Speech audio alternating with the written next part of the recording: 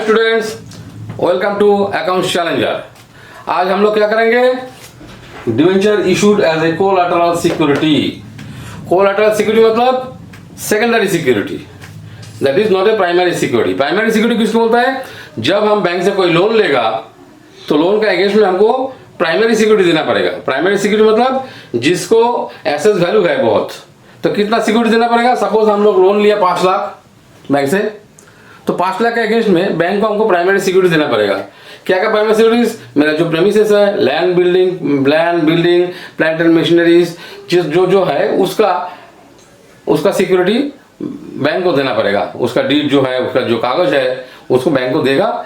Obviously that should be more than 5 lakh, क्योंकि loan लिया 5 लाख तो security obviously must be more than 5 lakh. Okay, so that उसका interest fail होगा, interest देने का फेल करेगा तो उसका वैल्यू ज्यादा होता है, तो थोड़ा दिन बाद और चीज ज्यादा हो जाएगा तो उसका वैल्यू इसलिए हमेशा ज्यादा रखता है, क्योंकि उसी टाइम पे बैंक सब एसेट्स को ले लेगा जो एसेट्स का अगेंस्ट में बैंक से लोन लिया था।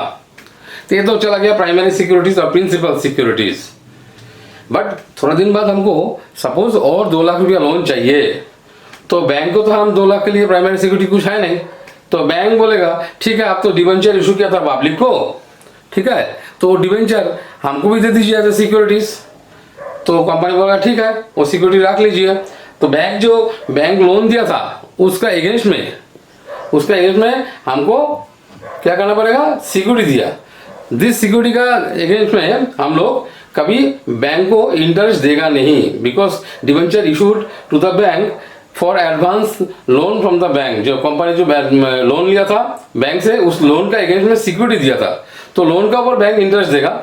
तो लेकिन क्या होगा, हमको जो डिवेंचर इशू किया था बैंक को एज सेकेंडरी सिक्योरिटी, सपोज और 2 लाख रुपया हमको लोन चाहिए था बैंक से, बैंक लोन 2 लाख रुपया और लोन लिया बैंक से, बैंक लोन और 2 लाख लिया, तो देखिए इसका अगेंस्ट में सपोज 3 लाख रुपया हमको सिक्योरिटी देना पड़ेगा, 3 लाख रुपया डिवेंचर देना पड़ेगा और 4 लाख रुपया देना पड़ेगा मोर देन दिस। ओके, तो इसका क्या पॉइंट है main? No interest to be paid. Number 1, no interest to be paid for debenture issued as a collateral security. No interest. क्यों इंटरेस्ट देगा नहीं? क्यों? Interest to be paid to the bank, to be paid to the bank को जो debenture issue किया collateral security, उसका against में कोई इंटरेस्ट देगा नहीं। लेकिन किसका ऊपर इंटरेस्ट देगा? बैंक से जो लोन लिया तो बैंक लोन का ऊपर इंटरेस्ट देगा। Okay, this is the main thing, ठीक है। और जो मेन पॉइंट्स है डिवेंचर में क्या था? Debenture is a long term borrowings. जब भी बैलेंस शीट में हमको दिखाना पड़ेगा, ठीक है, तो हमको long term borrowings, non current liabilities, long term borrowings का हेडिंग में दिखाना पड़ेगा।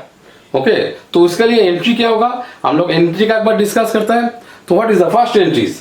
फर्स्ट एंट्री जो है, the first entry for taking a loan from the bank. Suppose 2 lakh रुपया लोन लिया, तो 2 लाख का लोन का अगेंस्ट में डिवेंचर जो इशू किया था, जर्नल बैंक से जब लोन लेगा, journal is bank account debit to bank loan, bank account debit to bank loan. और सेकेंड, जब डिवेंचर इशू किया था as a collateral securities, first method, no entry to be recorded. No entry is required, क्योंकि debenture तो issue हुआ ही नहीं था, खाली एज ए सिक्योरिटी दे दिया, क्योंकि हमारे पास डिवेंचर का अगेंस्ट में कोई पैसा नहीं मिला, तो नो एंट्री इज रिक्वायर्ड, ठीक है। लेकिन नो एंट्री करने से तो होगा नहीं। जब लोन लिया, लोन के अगेंस्ट पे लिखना पड़ेगा जो debenture issued as a collateral securities against collateral securities, उसको नोट में लिखना पड़ेगा, नहीं तो पता नहीं चलेगा ये जो लोन के अगेंस्ट में कोई डिवेंचर इशू किया था एज ए कोलैटरल सिक्योरिटीज। और second entry, debenture suspense account debit to debenture account. Okay, तो सेकेंड मेथड हम प्रेफर करते हैं सेकेंड मेथड दिखाना, क्योंकि जर्नल में एक बार रिकॉर्ड रहता है debenture suspense account debit to debenture, जब भी लिख देगा तो पता चलेगा there is a debenture issued as a collateral securities. चलो हम लोग इस सम एक बार दिखाता है, वेरी इजी सम। इसका बैलेंस शीट भी इस पार्ट में हम दिखाता है, देखते हैं कितना इजी सम्स है। ओके, तो हम लोग एक तो debenture as a issued as a collateral security का एक सम करता है।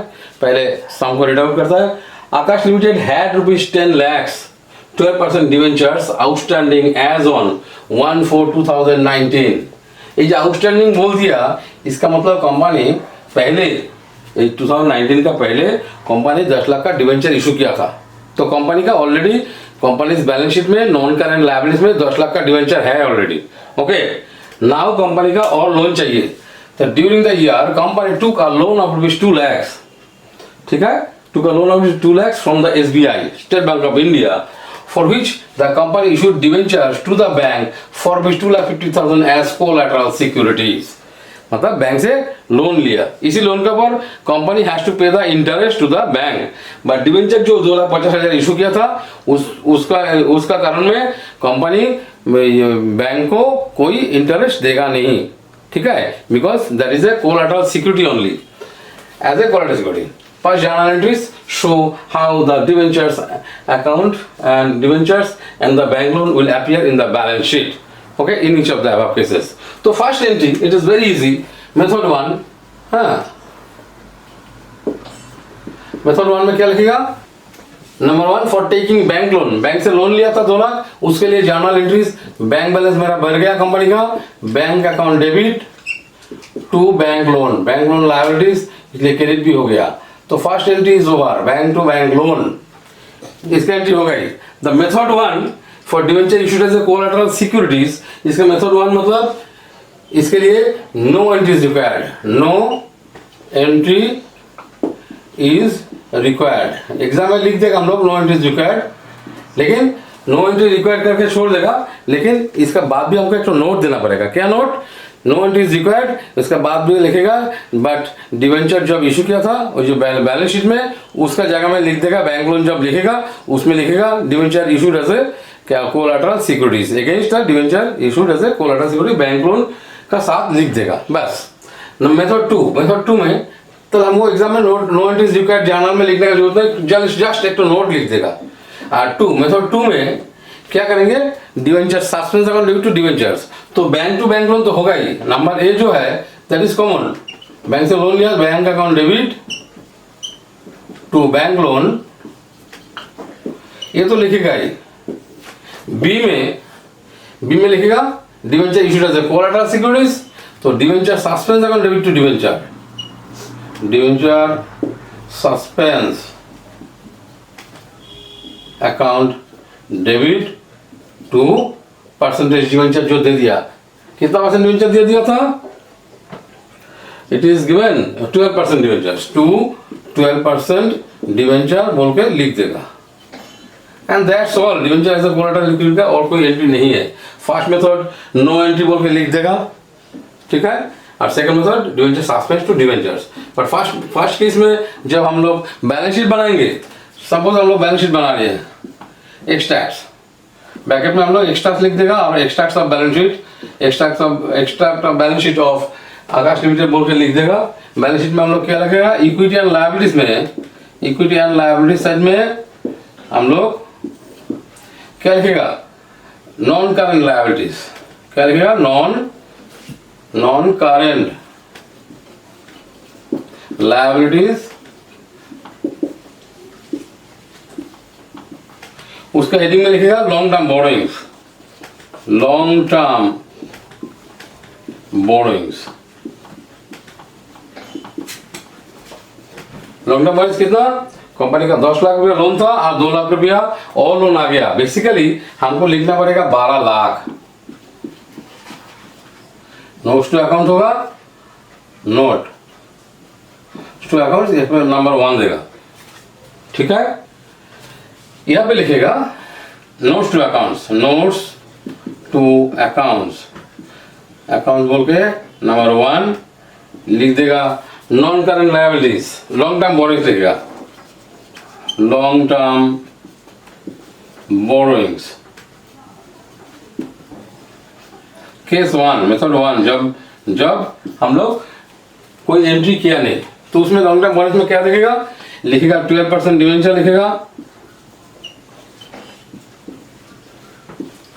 कितना था 12% डिवेंचर, 10 लाख था, 10 लाख ही रहेगा,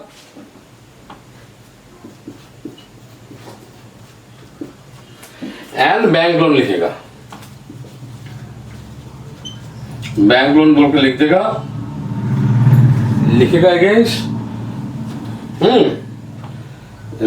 ऑन कोलैटरल सिक्योरिटीज, यहाँ पे लिख देगा ऑन कोलैटरल सिक्योरिटीज बोल के लिख के छोड़ देगा, जैसे कि पता चल जाएगा some debentures were issued as a collateral securities, यहाँ पे भी लिख सकता है और यहाँ पे भी लिखेगा कोलैटरल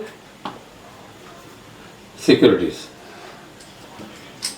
ठीक है, तो फर्स्ट मेथड का balance sheet is over. Bank loan कितना 2 लाख। सो इसका कारण में हमारा 12 लाख हो गया, तो बैलेंस शीट में हम लोग दिखा दिया 12 लाख, बस और कुछ लिखना है, that is over. First method is over. Okay, second जब किया था bank to bank loan and debenture suspense account debit to debentures, उसके लिए हम लोग बैलेंस शीट दिखाता है। तो केस 1 का हमारा यही था। ठीक है, केस 1 का balance sheet is this is case 1 का।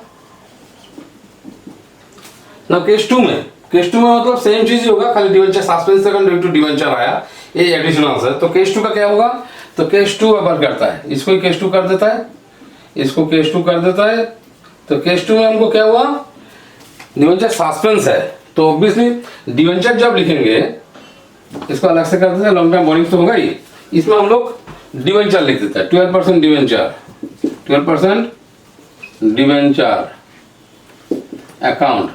ऑलरेडी आउटस्टैंडिंग डिवेंचर 10 लाख है 12% का, और न्यूली और 12% डिवेंचर और हो गया 2 लाख। कितना debenture issued as a collateral 2,50,000, sorry, पहले 12% डिवेंचर लिख देंगे यहाँ पे 12,50,000, क्योंकि टोटल डिवेंचर 12% 12,50,000 ही है। लेकिन कोलैटरल सिक्योरिटीज इसके लिए एक डिवेंचर का हम लोग लिख देगा लेस डिवेंचर सस्पेंस करके लिख देगा, लेस डिवेंचर सस्पेंस अकाउंट। कितना डिवेंचर सस्पेंस, ये 2 लाख का, यहाँ पे अमाउंट लिखा नहीं था ना, डिवेंचर सस्पेंस टू डिवेंचर होगा 2,50,000। और लोन लिया था बैंक टू बैंक लोन, हम लोग लिखना ही भूल गया, इट वाज 2 लाख, 2 लाख का लोन लिया। दोनों केस में bank to bank loan same 2 lakh ही है, पहले लिखा नहीं था हम लोग, तो 2 लाख। आप डिवेंचर सस्पेंस टू डिवेंचर्स 2,50,000, तो लेस डिवेंचर सस्पेंस होगा 2,50,000। तो कितना मिलके अल्टीमेटली 12 लाख ही हुआ। कितना, सॉरी 10 लाख का डिवेंचर हुआ, 10% दैट इज 10 लाख से डिवेंचर हुआ, काट के 10 लाख।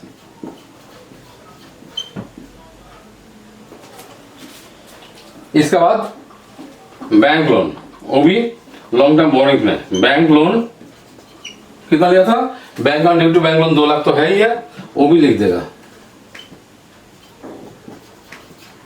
यहाँ पे लिख देगा on collateral securities, on collateral securities. तो पता चल जाता है बैंक दिस लोन लिया एज ए कोलैटरल सिक्योरिटीज का, तो हो गया 12 लाख।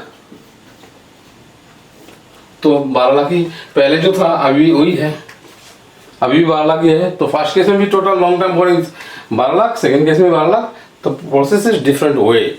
Okay, thank you.